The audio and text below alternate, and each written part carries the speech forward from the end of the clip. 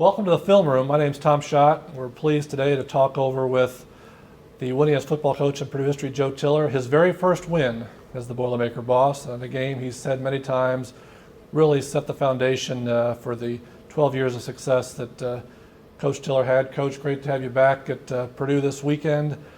Notre Dame, 1997. Before we dissect that game, you opened your career at Purdue, at Toledo, your hometown. Things don't go that well.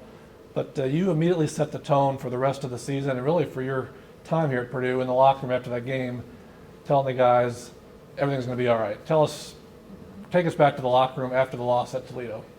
Well, the team was stunned, and also the team looked like a bunch of beat puppy dogs. You know, you spank a puppy and a puppy, has his tail between his legs and wanders off. The team kind of had that look to it, really. But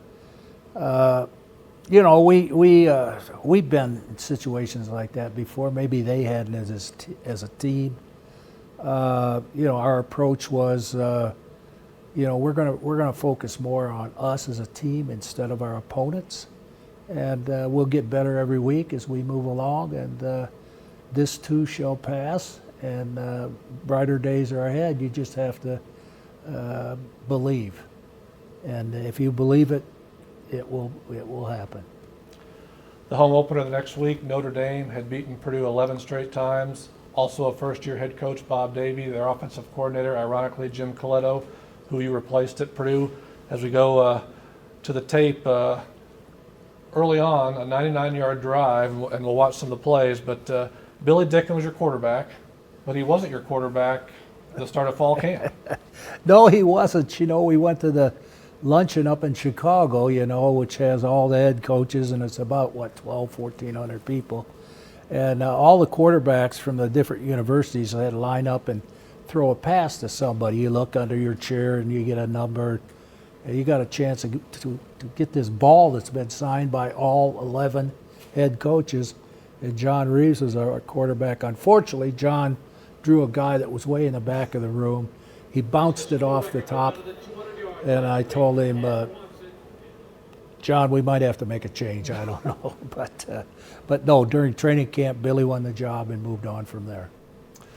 As we watch the tape, he starts off on fire. We see a running play here, but Dickens 5 for 5 on this drive. A pass there, the famous bubble screen screen we'll see later in the game. But Vinny Sutherland was quite a weapon for you as just a freshman. He was, Vinny brought instant speed, and that was one of the things that we tried to recruit here at Purdue, and he brought that with him, and we just tried to capitalize on it. You also talked in the ideal situation of running the one-back spread offense. You had to have a running game, even though it was a pass attack, and you had two of them. Here's a great run by Edwin Watson. Well, we had two really good backs, as you recall, Edwin Watson and Kendall Matthews. Kind of a 1-2 punch for us, and both of them really fit the system perfectly. We knew we could run the ball because in the past we had had 1,000-yard rushers with this spread offense. So we knew there was real opportunity to run the ball, and of course it always helps when you have a good player like Ed Watson. That was Jimmy Niedrich out in front of him, our center, first year center. Matter of fact, during training camp, we moved him to center, and he was ahead of that play, which was a big play. Here's the first touchdown. Watson plummets in, gives us the early lead. I think this was the finish of a 99-yard. 99-yard drive, yeah. Which was a good way to start against any opponent. It's 14-10 now. We're in the fourth quarter, and a key defensive play. First, Roosevelt Colvin with the sack and the strip, and then Adrian Beasley comes up and takes it to the house. Yeah, Bees later was a captain for us, and we had a lot of fun, and we had a lot of fun with those uniforms too, by the way. That's one of my favorite uniforms at Purdue. But, great players really make a huge difference, and Roosevelt Colvin was one of those. And, we just had a lot of guys that maybe weren't as talented as Rosie, but gave us great effort, and that will always be a formula for success. as a coach, I mean, as we were watching this, it was obvious the crowd really got into it and started to believe and feel that an upset was brewing. Did you get that sense? Could you believe that Purdue fans were that engaged after so many years of watching losing football at home? Yeah, well, I think everybody was sitting there with their fingers crossed. I'm not sure really how many of the fans believed we could win a game, this game particularly. But the longer they stuck around, the better they became, and in support of the team. And our guys executed the plan. We always would tell them believe in the plan, and then go out there and execute it. This was the infamous bubble screen because it was a tight situation where we really needed to control the ball and pick up a first down. And I can remember at a press conference afterwards, the media asking me about, is this something we're going to see in the future? And I said, I only have 3 words for you.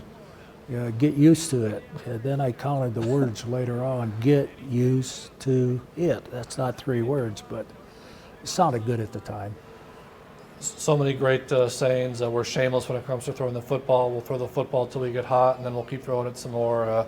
Certainly, here the start of a great 12-year career for you. The culminating touchdown this time. That was Kendall Matthews that scored there to put the game out of reach. But again, it goes back to this was the play that kind of defined your career. That was the bubble screen when you should have been running the football, and Vinny stays in bounds, and pretty soon all heck's going to break loose at Ross-Ade. Well, our offensive line, I think, did a great job for us in those early years. It probably didn't get enough credit, but our guys it was kind of interesting because as we went along and had more success, while our players certainly bought into the system, and that's key. And they, as I say, bought into it, and kind of the rest was history. Win number 1, you went on to win 86 more, 87 wins at Purdue, the all-time winningest coach. But as I said in the open, you've always said this was the one that was number 1 in your book because it really set the stage. It was, it was on a national stage. I'm not sure many people believed in the type of football we were going to play in the Big Ten, and we were very confident of our system. But you've got to have a marquee game. You've got to have something of significance that you accomplish with what it is that the tools you take to the field, and this game, did it for us, particularly early on. And if we had not won this game, I don't know quite frankly, what would have happened. But winning that game was paramount in the success we had down the line. Great memories, Coach. Thanks for joining us in the film room. Well, it's kind of fun for me to watch this stuff. It's been a while.